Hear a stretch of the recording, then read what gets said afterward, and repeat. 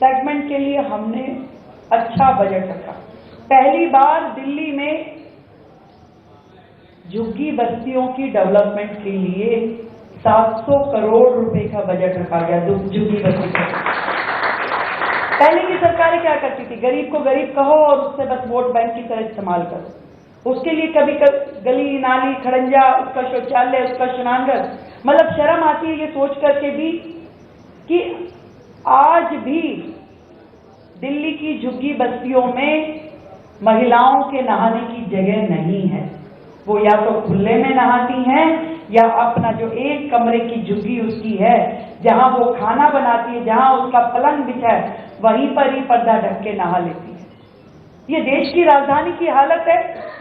जिस vote bank के आप मालिक बने घूमते हो, उस वोट बैंक की कभी चिंता नहीं की किसी सरकार ने। पहली बार भारतीय जनता पार्टी की सरकार जो दिल्ली में आई तो झुग्गी बस्तियों के लिए इतना बड़ा बजट रखा गया और उनका काम शुरू करवाया। एक विजन लिया गया कि उस झुग्गी के बच्चे के लिए भी पार्क होना चाहिए, उसके लिए भी झूले लगने चाहिए, उनका भी शौचालय और स्नानघर अच्छा बने, जहां पे एक मानव मात्र उस शौचालय का उपयोग कर सके। पहली बार हुआ। पहली बार दिल्ली के स्वास्थ्य के लिए एक बड़ा खर्च 13,000 करोड़ का बजट रखा गया, जिसमें वो सारे काम आज दिल्ली सरकार के अस्पताल जो चल रहे थे, मैंने खुद कई जगह विजिट किया, मशीनरी आउटडेटेड, 10-10 साल पुरानी MRI की मशीन जो आज चलती भी नहीं है, उसको आप पेशेंट के लिए इस्तेमाल करने की सोच रहे हो तो उसका रिजल्ट क्या आएगा? अगर दवाइयों की कमी हो, हर चीज में भ्रष्टाचार हो, कैसे दवाई खरीदी जाए, क्या मशीनरी होगी, क्या डॉक्टरों की प्लेसमेंट होगी। एक एक MS के पास 4-4 अस्पताल। अब बताइए, इतना बड़ा अस्पताल एक व्यक्ति ढंग से संभाल ले तो गनीमत मानिए। 4-4 अस्पताल एक व्यक्ति के पास, दवाई नहीं, मशीनरी नहीं, बिल्डिंग नहीं, इंफ्रास्ट्रक्चर नहीं। और हम दिल्ली के लोगों के स्वास्थ्य को क्या दे पा रहे थे? और उस पर आप हिमाकत ये करते हैं कि आयुष्मान योजना जो पूरे देश में लागू हुई, पूरे देश को स्वास्थ्य की सेवाएं मिली, दिल्ली में अपने अहम के कारण पूर्व की सरकारों ने लागू नहीं होने दी। हम वो सरकार थे जिसने पहले दिन जब शपथ ली, शपथ के तुरंत बाद पहली कैबिनेट की मीटिंग करी और उसमें दिल्ली के लोगों के लिए आयुष्मान योजना पास करी हमने। आज आयुष्मान योजना के माध्यम से दिल्ली के 6.5 लाख परिवारों को इंश्योरेंस नहीं, हेल्थ का एश्योरेंस मिला है कि 10 लाख रुपए तक का इलाज, आपको कोई भी तकलीफ आए, बीमारी आए, आपके पास में चॉइस है। दिल्ली या दिल्ली के देश भर के अन्य राज्यों में ऐसे 30,000 अस्पताल चिन्हित किए गए जिनमें आप जाकर के इलाज करा सकते हो। आपका मन है कि मुझे हैदराबाद के अस्पताल में जाकर इलाज कराना है, मुझे उत्तर प्रदेश के इस अस्पताल में इलाज कराना है, वो आपकी लिस्ट पे है। आप जाइए, इलाज कराइए और खर्चा 10 लाख रुपए तक का सरकार वहन करेगी। बताइए कितनी बड़ी योजना है। निश्चित कर दिया गया उन परिवारों को कि आप टेंशन मत लीजिए, आपको कम से कम इलाज के लिए रोना नहीं पड़ेगा। और इसी तरीके से इसी श्रृंखला में जो 70 साल के बुजुर्गों के लिए आदरणीय मोदी जी ने योजना दी, उसको भी हमने तुरंत प्रभाव से अपनाया। और आप मानिए कि ये जो 28 तारीख है, 28 तारीख से दिल्ली के हर 70 साल के बुजुर्ग का रजिस्ट्रेशन होना शुरू हो रहा है, चाहे अमीर हो या गरीब हो, रेडी वाला हो या BMW वाला हो। 70 साल के हर बुजुर्ग को उसके बच्चे उसे देखभाल कर पा रहे हैं, नहीं कर पा रहे हैं, पर सरकार उसकी देखभाल करेगी। ये जो हमारी प्रतिबद्धता है उसको हमने लागू किया और दिल्ली के लोगों को स्वास्थ्य की सारी सुविधाएं मिले। नई मशीनरी, नया इंफ्रास्ट्रक्चर, नई प्लेसमेंट, इन सारे कामों को एक मुश्त होकर के दिल्ली के लिए एक अच्छा हेल्थ इंफ्रास्ट्रक्चर डेवलप करने के लिए सरकार लगातार काम कर रही है। अब दिल्ली के लोग सरल इलाज और सुविधाजनक इलाज पा पाएंगे। तो ये दिल्ली के इस मुकुट में एक मोती जुड़ने जैसा है। शिक्षा की बात कहूं इतना ढिंडोरा पिछली सरकारों ने पीटा, इतना ढिंडोरा पीटा कि हमारे जैसा शिक्षा मॉडल कहीं है ही नहीं। और सच मानिए कि हम भी जब बाहर बैठते तो सोचते थे कि सच में ऐसा किया क्या, पर आज जब सरकार के अंदर बैठ करके देखते हैं तो लगता है कि यार इतना बड़ा ढकोसला भी हो सकता था। आपने सिस्टम बना दिया कि 9वीं में यदि किसी बच्चे के कम नंबर है तो उसको हम आगे ही नहीं बढ़ने देंगे, उसको हटा दिया जाता था। 11वीं में यदि किसी बच्चे के नंबर कम है उसको फेल घोषित करके डिस्टेंट एजुकेशन में डाल दिया जाता था। तो भाई जब सारे ही बच्चे आप ले लोगे जो कि अच्छी पढ़ाई में हैं तो आपका तो 100% रिजल्ट आएगा ही। तो ऐसे लाखों बच्चों को आपने घर बिठा दिया, उनके भविष्य के साथ खिलवाड़ किया। आपने इंफ्रास्ट्रक्चर में कोई 1 रुपए का इन्वेस्टमेंट किया नहीं। 4 क्लास दिखा करके आप कहते हैं हम तो स्मार्ट क्लासेस कर रहे हैं। आप एजुकेशन को अपना बोर्ड बना करके जो इतनी बड़ी राष्ट्रीय शिक्षा नीति पूरे देश के लिए बनी उसको अपने दरकिनार कर दिया। तो क्या ये दिल्ली के बच्चों के लिए एक धोखा नहीं था? आज हमारी सरकार आने के बाद पूरे तरीके से एजुकेशन में केजी से लेके पीजी तक बच्चों को हम जो सुविधाएं दे सकते हैं ताकि दिल्ली के स्कूलों में पढ़े हुए ये बच्चे कल को वो भविष्य बना लें जिसके वो सच में अधिकारी हैं और शिक्षा व्यवस्था। स्कूलों में इंफ्रास्ट्रक्चर, स्कूलों में फैसिलिटीज, अच्छी एकेडमी और पूरा का पूरा उनका मॉड्यूल ऐसा रहे कि बच्चा जब पढ़ के यहाँ से निकले तो जीवन में संघर्ष के लिए तैयार हो जाए। इसकी हमारी तैयारी है। मैं जरूर बात करना चाहूंगी वो जो 2 बड़ी समस्याएं जो हर दिल्ली वासी के बातों में रहती है। अरे भाई पॉल्यूशन, दिल्ली का पॉल्यूशन, दिल्ली में सांस कैसे ले, दिल्ली में जिए कैसे, दिल्ली से तो बाहर जाने का दिल करता है। ये शब्द हम सबके कानों में पड़े होंगे और आप में से बहुत सारे लोग कहते भी होंगे। पर क्या इस समस्या का समाधान एक्चुअल में किसी सरकार ने किया था? इससे पहले केवल बातें की, करोड़ों रुपए इस एडवर्टीजमेंट पे खर्च कर दिए कि वे पराली का धुआं आता है नियर बाय स्टेट से और हम पराली की दवाई बनाएंगे, वो छिड़केंगे और फिर देखिए आप क्या होगा। 25 करोड़ रुपए खर्च किए, पर क्या वो दवाई बनी? क्या किसी राज्य को दी गई? क्या कहीं छिड़की? नेवर, कुछ भी नहीं हुआ। क्या आपने और कोई कदम उठाया? हाँ उठाया, ऑड एंड इवन। आप बताइए ऑड एंड इवन से क्या पॉल्यूशन का समाधान हुआ? एक टावर लगाया, जितने की टावर की कॉस्टिंग नहीं थी उससे ज्यादा 100 गुना उसके एडवर्टीजमेंट पे खर्च किया, पर वो टावर की स्थिति क्या थी? 6 महीने में बंद, किसी ने देखा भी नहीं होगा वो टावर कहां है। पर आज जो सरकार आई जेन्युइनली कैसे दिल्ली का पॉल्यूशन खत्म हो इसके लिए घंटों बैठ के पूरा का पूरा स्टडी करके और एक्सपर्ट्स के साथ में एडवाइजेस लेके एक पूरा लेआउट प्लान बनाया गया, किस किस सेक्टर में काम करना हो।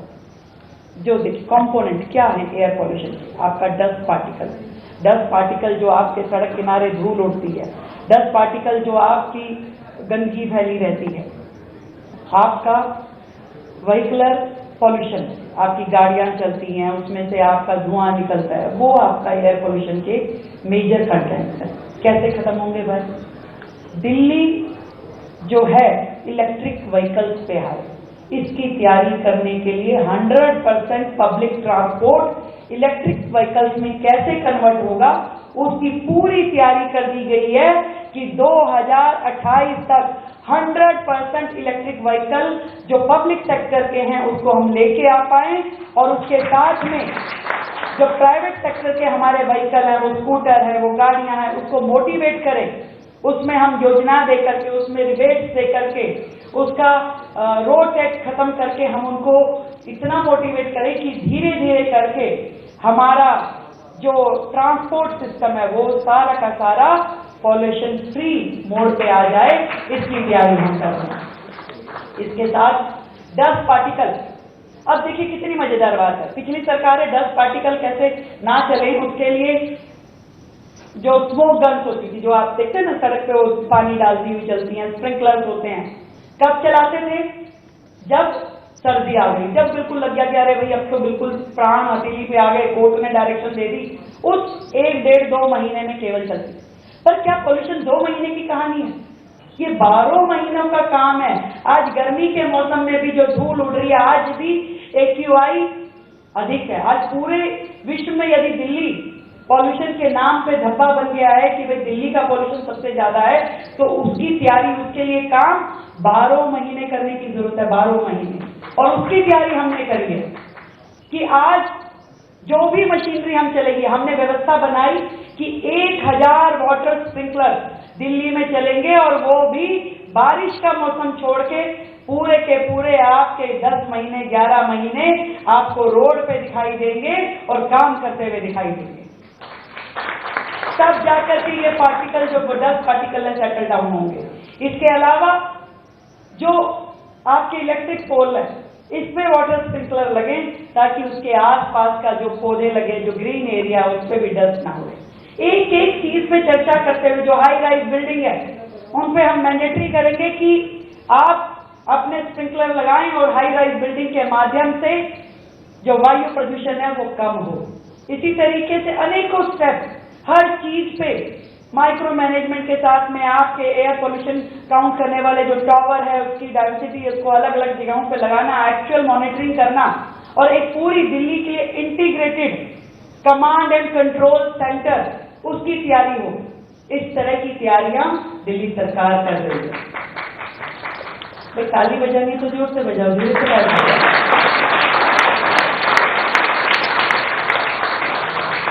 अब आपको ये लग रहा है मैडम तो भैया भाषण नहीं दे।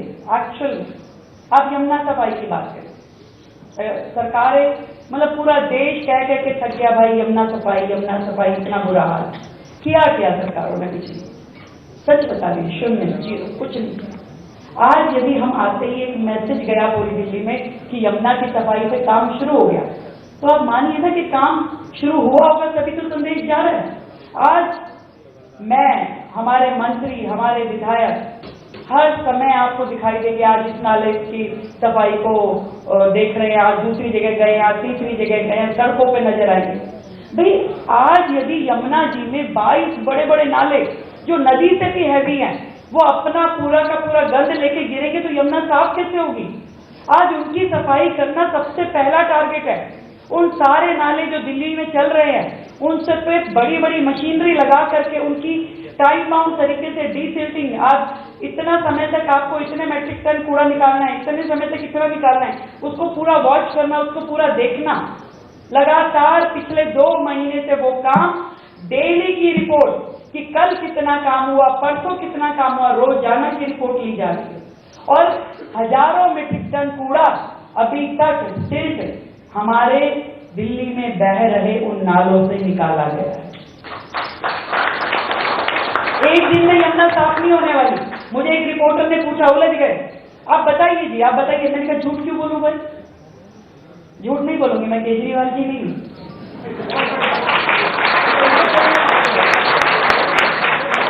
मैं नहीं बता सकती आज कब तक खत्म होगा, पर मैं इतना बता सकती हूँ कि हमारी नीति और नियत दोनों साफ है। भाई काम करने की नियत है और काम हम कर रहे हैं, लगातार कर रहे हैं, हर चीज को टाइम बाउंड तरीके से कि भाई ये काम इतने दिन में पूरा होना चाहिए। फिर खड़े हो जाते हैं, किसी डिस्टेंसिंग के लिए जाते हैं, इस हफ्ते आए हैं, आपको 10 दिन बाद दोबारा आके खड़े होंगे, बताना पड़ेगा। तो दिखाते हैं कि देखिए मैडम ये पूरा ब्रिज है, ब्रिज के इतने बैरिकेड बने हुए हैं, पिछली बार हमने देखा एक बैराज से पानी निकल रहा था, अगली बार देखा 3 से निकल रहा है, तो समझ में आता है कि सफाई हो रही है, दिखता है भाई। आज यमुना जी में जब 2023 में बाढ़ आई और दिल्ली पानी में डूब गई, वो कितना शर्मनाक विषय था। क्यों? क्योंकि कभी नालों की सफाई हुई नहीं थी। आज यदि दिखने में हमें लगता होगा यार क्या विषय है ये नालों की सफाई, पर बहुत बड़ा विषय है। आपके घर की सीवर से लेकर के और यमुना जी की सफाई तक ये सारा जुड़ा हुआ है। और आज हमने उस पे 9,000 करोड़ की बजटिंग करी और उस पे सारा काम शुरू किया। लेटेस्ट टेक्नोलॉजी, मशीनरी, इक्विपमेंट, हर चीज को हायर करके उन नालों पे, उन नालियों पे, उन ड्रेन पे सफाई शुरू कराई गई। और उससे भी ज्यादा यमुना जी की सफाई का पूरा लेआउट प्लान बना करके काम शुरू हुआ। कूड़े के पहाड़ अगला विषय जो दिल्ली का कंसर्न रहता है। भाई इतने बड़े बड़े काम बातों में खत्म हो गए क्या? एनसीडी के चुनाव से पहले कहती थी सरकार, केजरीवाल जी आप मुझे दे दीजिए, मैं 1 साल में एक साल भी गया, दूसरा भी गया, अब वही खुद ही चले गए। किसने चिंता की थी कूड़े के पहाड़ खत्म होंगे भाई? आज हम चिंता कर रहे हैं। मैंने एनसीडी के सारे अधिकारियों को बुला के, भाई जो भी तुम्हें पैसा चाहिए दिल्ली सरकार देगी, हम आपके हक का 1 रुपया भी रखेंगे, फालतू देंगे, पर आप अपने अधिकारियों को सड़कों पर दौड़ाएं, काम कराएं। एक्शन से ऊपर का एक भी अधिकारी बैठा हुआ दिखना नहीं चाहिए। वो जाए फील्ड में, कम से कम दिन में 1 घंटा जरूर सड़कों पे राउंड करके आए और रोजाना की रिपोर्ट हमें पेश करे। कहां गया था, क्या काम किया, कितनी सफाई हुई, ये चीजें करनी कितनी आवश्यक है। आज ये पहाड़ सब खत्म होंगे कि धीरे धीरे ये कूड़ा खत्म होना शुरू हो। और मैं बताऊं कि जो उसने वेस्ट टू एनर्जी प्लांट है, जिसमें कूड़ा समाप्त होता है, बिजली बनती है, वो किसके द्वारा लगाए? केंद्र सरकार ने दिल्ली में लगाई। इनकी सरकारों ने कोई प्रयास नहीं किया। और आज हमने 2 और नए वेस्ट टू एनर्जी प्लांट लगाने का पूरा तैयारी कर दी है, ताकि ये वेस्ट टू एनर्जी, आज कूड़ा जितना क्रिएट हो रहा है, आपका 10,000 मेट्रिक टन कूड़ा अगर क्रिएट हो रहा है, खत्म उसमें से आप 6,000 मेट्रिक टन कर पा रहे हो, तो 4,000 तो स्टैंड बाय। वो रोजाना 4,000 जब स्टैंड बाय हो तो कूड़े का पहाड़ तो क्रिएट हो गई। तो उसको खत्म करने के लिए वेस्ट टू एनर्जी प्लांट चाहिए भाई। इन सारे कामों को करने के लिए 2 चीजों की आवश्यकता है, नीति और नियम। बोलने को तो मैं बहुत देर बोल चुकी थी, 60 दिन की वर्किंग में इतना डीप स्टडी करके एक काम की हमने चिंता की है कि आप 2 घंटे यहीं बैठिए, विनय जी कहेंगे भाई मुझे भी जाना और तुम्हें भी आगे कार्यक्रम में जाना। मिलते रहेंगे, बातचीत करते रहेंगे, क्योंकि दिल्ली को मैं चाहती हूं वो सब मिले जिसका दिल्ली का अधिकार बनता है। दिल्ली का दिल लगना चाहिए शहर में। एक रिपोर्टर ने मुझसे पूछा कि दिल्ली को आप कैसा बनाना चाहती है, लंदन, पेरिस, क्या बनाना चाहती? मैं कहा मैं दिल्ली को दिल्ली बनाना चाहती हूं। वो दिल्ली जिसमें यहां रहने वालों का दिल लगे। ये मनना हो कि भाग जाओ, यहां चलो, वहां चलो। दिल्ली में दिल लगना चाहिए। दिल्ली में वो काम होने चाहिए जिसका राइट बनता है, जो यहाँ के अच्छी एजुकेशन, अच्छी हेल्थ, अच्छा इंफ्रास्ट्रक्चर, साफ सुथरी दिल्ली जहाँ सांस ले सके, ऐसी दिल्ली। अब मैंने एक विनय जी ड्राइव शुरू किया, मैं खुद ही उखाड़ने लगी पोस्टर। मैंने देखा यार बड़े गंदे लग रहे हैं मेट्रो पिलर में। अब हम नेता लोग हैं, पहले एक समय में हम भी लगाते थे, फिर मैंने माफी मांगी सबसे पहले तो। मैं कभी सॉरी, कभी हमने भी लगाए थे, पर मैंने जब आज इस पोजीशन पे आके खड़ी होती तो मुझे लगता है ये तो बहुत गलत हुआ। तो तब से मैंने, मेरे साथियों ने, हम सब ने निर्णय लिया कि ना हम लगाएंगे, ना हम किसी को अलाउ करेंगे। कोई वॉल राइटिंग, कोई पोस्टर चिपकाने का काम दिल्ली में ना हो। दिल्ली की दीवारें, दिल्ली की सड़कें साफ सुथरी दिखे, लोगों को अच्छा लगे। और ये जो मेरे सामने बैठे युवा लोग हैं, इनसे मैं निवेदन करना चाहती हूँ। अभी पहलगांव की घटना का जिक्र यहां हो रहा था। जब हमने वो वीडियोस देखी, जब हमने वो सीन देखा, कितनी तकलीफ हमारे दिलों में, कितना दर्द हुआ। ऐसा दिल कर रहा था कि हमें कोई बंदूक दे दे और हम ही जाके उन आतंकवादियों को मार दें। ऐसा लगा कि नहीं लगा? मैं शर्त लगा के कह सकती हूँ कि इस हॉल में बैठा हुआ हर व्यक्ति अपने मन में यही भाव ले रहा होगा कि मुझे मौका मिले तो मैं ही जाके मारा हूं, मुझे एक मौका मिल जाए। पर मैं बताऊं, नहीं मिलेगा। ना दूसरे को गोली मारने का मौका मिलेगा, ना अपने सीने पे गोली खाने का मौका मिलेगा। देशभक्ति दिखाने के लिए मरने का एक भी मौका हम में से किसी को मिलने वाला नहीं है। एक ही चीज मिल सकती है, देश के लिए जीने का मौका।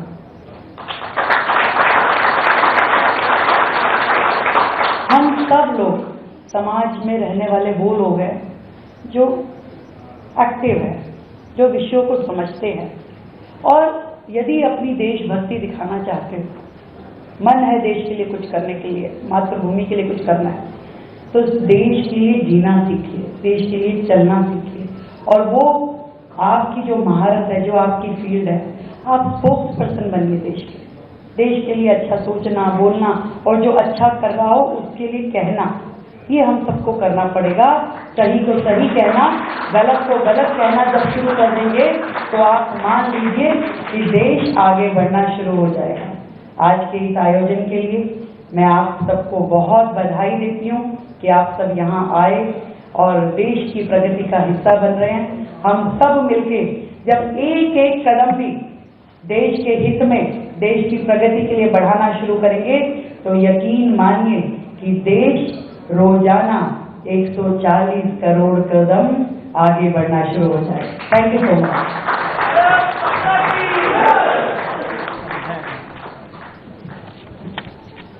आज सोशल मीडिया पे अभी एक जो ट्विटर है उस पे नंबर 2 पे अपना कार्यक्रम ट्रेंडिंग कर रहा है।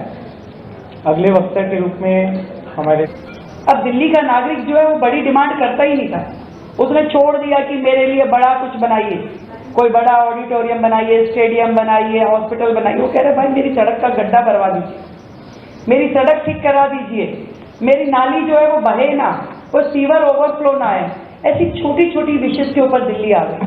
ऐसी स्थिति पिछली सरकारों ने कर दी थी। हमने फिर वहीं से शुरू किया। जब पहला बजट मैंने प्रस्तुत किया तो 1 लाख करोड़ का बजट पहली बार दिल्ली राज्य का प्रस्तुत किया।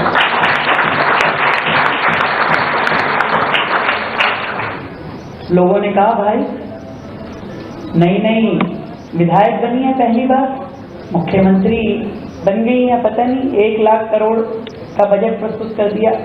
परंतु मैं सच बताऊं, जब बजट प्रस्तुत करने के बाद में चर्चा हुई तो विपक्ष के पास इतना सा भी कुछ कहने के लिए नहीं था कि वो किसी मुद्दे पे कह पाते।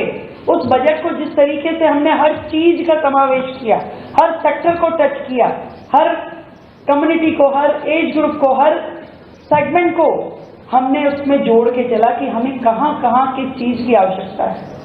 हर चीज के लिए बजट रखा गया, प्रावधान किया गया। जबकि हमें पता था कि ये सरकार में अधिकारी भी वो लोग बैठे थे जो हमारे विजन के साथ अभी मैच नहीं हुए थे। उन्होंने बहुत प्रपोजल देकर के हमें कहा वो नहीं था। हमने उनके पीछे पड़ करके नहीं, देखिए हमें तो एजुकेशन में हम ये करना चाहते हैं, हम हेल्थ के सेक्टर में ये करना चाहते हैं, इसके लिए प्रोविजन क्रिएट कीजिए। उन्होंने कहा जी कोई प्रपोजल नहीं है, बन जाएगा प्रपोजल, अभी बजट रखना है।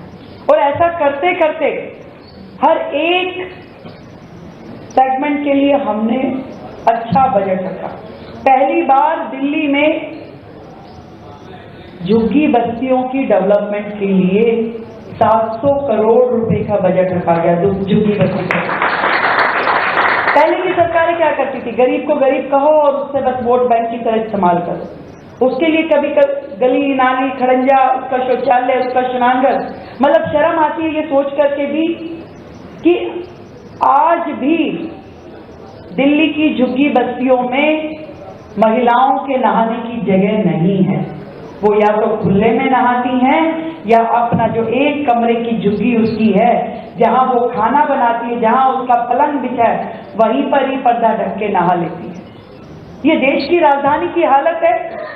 जिस वोट बैंक के आप मालिक बने घूमते हो, उस वोट बैंक की कभी चिंता नहीं की किसी सरकार ने। पहली बार भारतीय जनता पार्टी की सरकार जो दिल्ली में आई तो झुग्गी बस्तियों के लिए इतना बड़ा बजट रखा गया और उनका काम शुरू करवाया।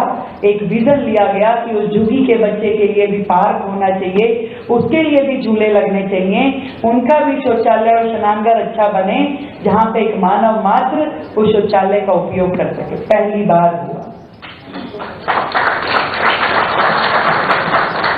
पहली बार दिल्ली के स्वास्थ्य के लिए एक बड़ा खर्च 13,000 करोड़ का बजट रखा गया, जिसमें वो सारे काम आज दिल्ली सरकार के अस्पताल जो चल रहे थे, मैंने खुद कई जगह विजिट किया, मशीनरी आउटडेटेड, 10-10 साल पुरानी MRI की मशीन जो आज चलती भी नहीं है, उसको आप पेशेंट के लिए इस्तेमाल करने की सोच रहे हो तो उसका रिजल्ट क्या आएगा?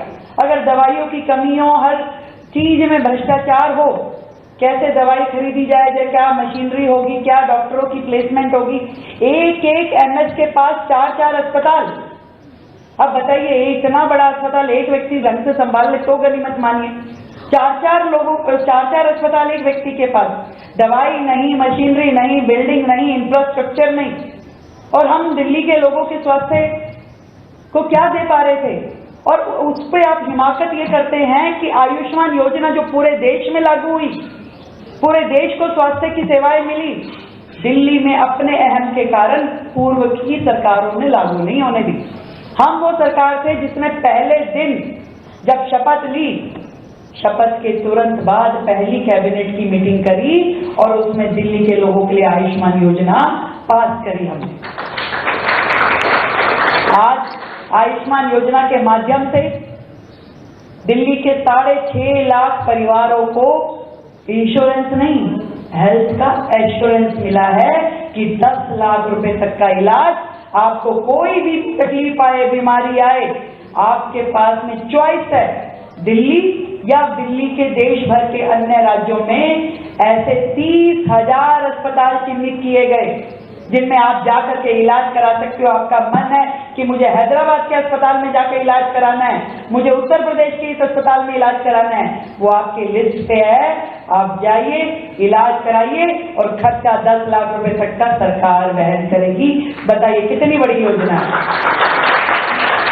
निश्चित कर दिया गया उन परिवारों को कि आप टेंशन मत लीजिए, आपको कम से कम इलाज के लिए रोना नहीं पड़ेगा।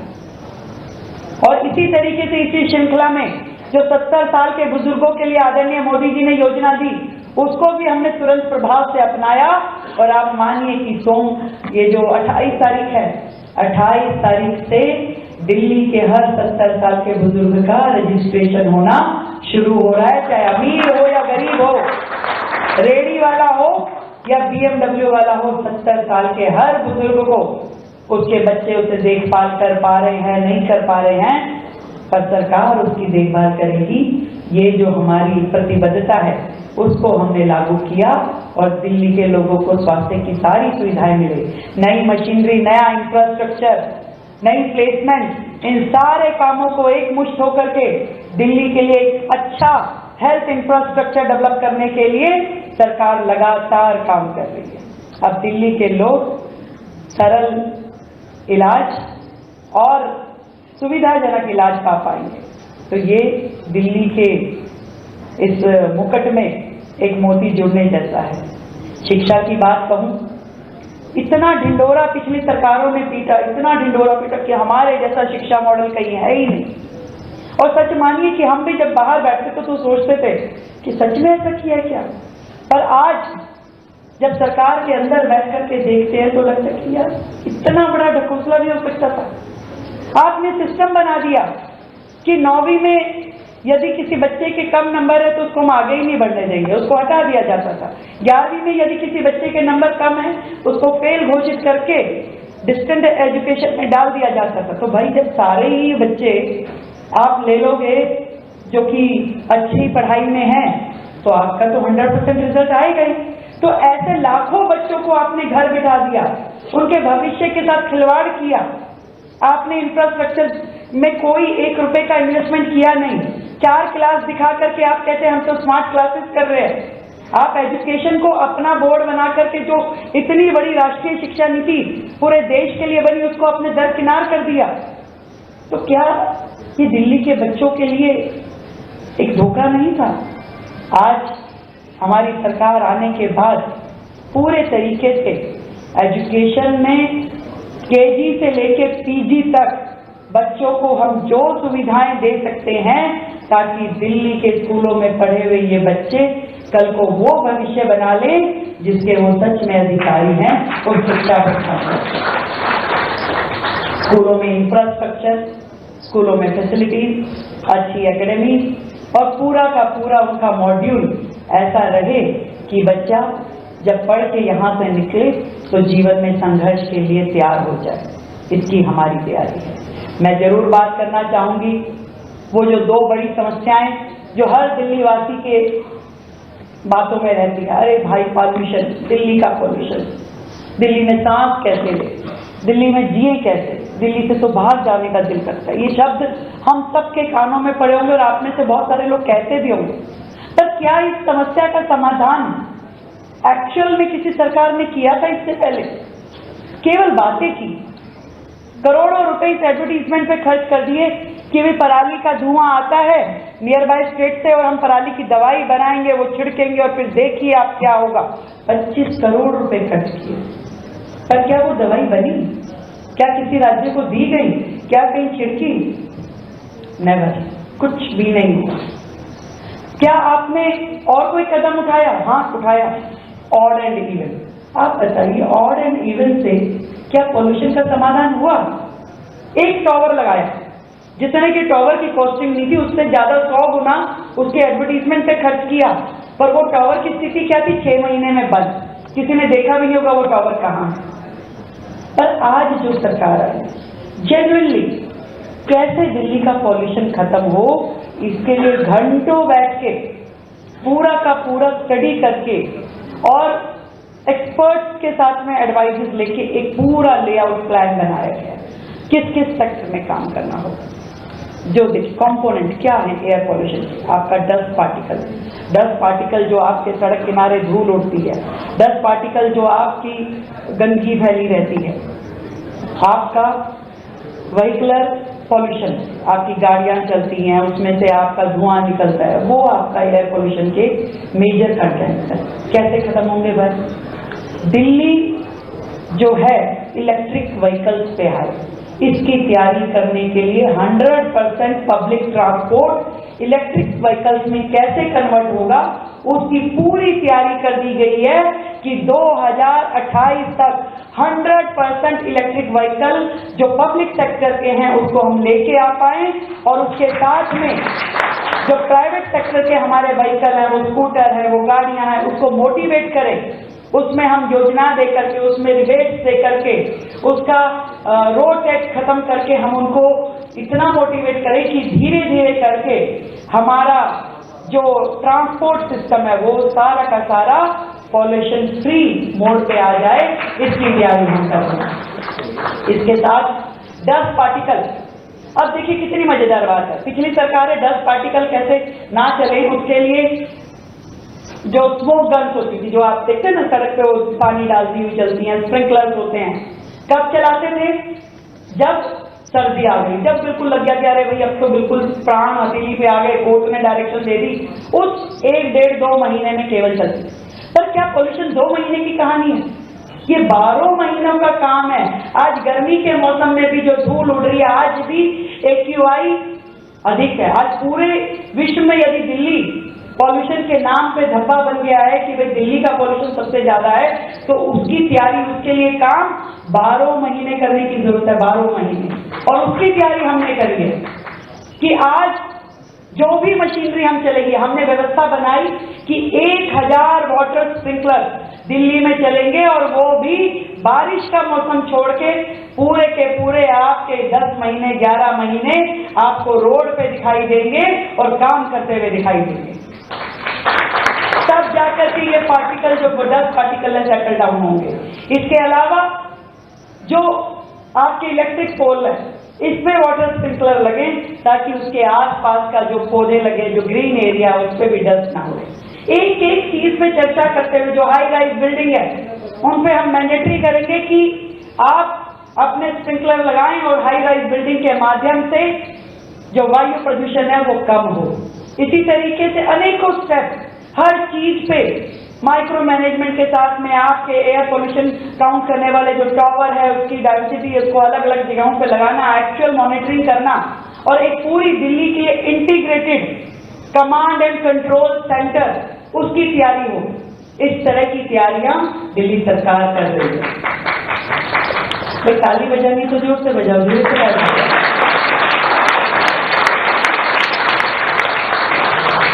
अब आपको ये लग रहा है मैडम तो भैया भाषण नहीं दे।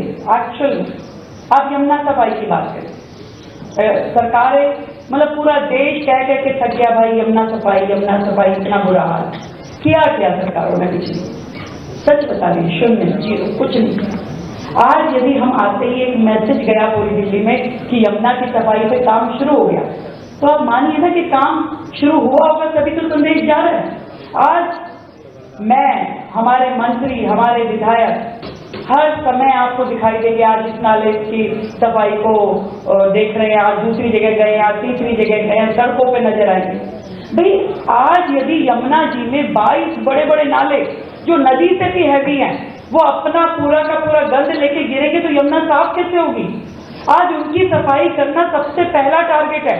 उन सारे नाले जो दिल्ली में चल रहे हैं उन सब पे बड़ी बड़ी मशीनरी लगा करके उनकी टाइम बाउंड तरीके से डीसिल्टिंग, आज इतना समय तक आपको इतने मैट्रिक टन कूड़ा निकालना है, इतने समय